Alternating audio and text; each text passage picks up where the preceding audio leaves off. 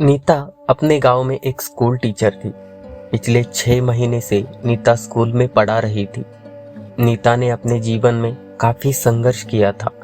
वह जानती थी पढ़ाई में कितना खर्च होता है और मेरी तरह किसी और को मुश्किलों का सामना न करना पड़े। इस वजह से वह अपने घर पर फ्री ट्यूशन लेती। नीता अपने काम के प्रति बेहद ही तत्पर थी।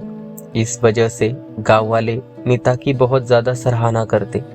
नीता हमेशा गांव और बच्चों के लिए कुछ करना चाहती थी, इसलिए वह हमेशा स्कूल और गांव में अलग अलग अभियान चलाती और गांव और बच्चों को जागृत कराती।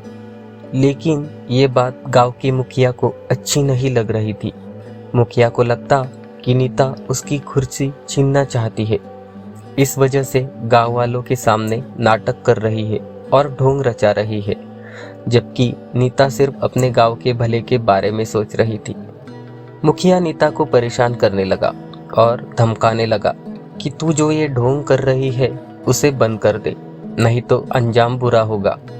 लेकिन नीता मुखिया को समझाते समझाते थक गई कि मुझे आपकी कुर्सी में कोई दिलचस्पी नहीं। मुखिया कहाँ सुनने वाला था। नीता के साथ एक सहकर्मी बच्चों को पढ़ाता था, सूरज नाम था उसका। मुखिया ने एक गंदी चाल चली और नीता और सूरज को गांव में बदनाम कर दिया।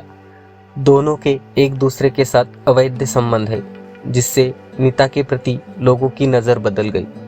सब नीता पर शक करने लगे। नीता अपने सफाई लोगों को देती रही, पर कोई नहीं था सुनने वाला।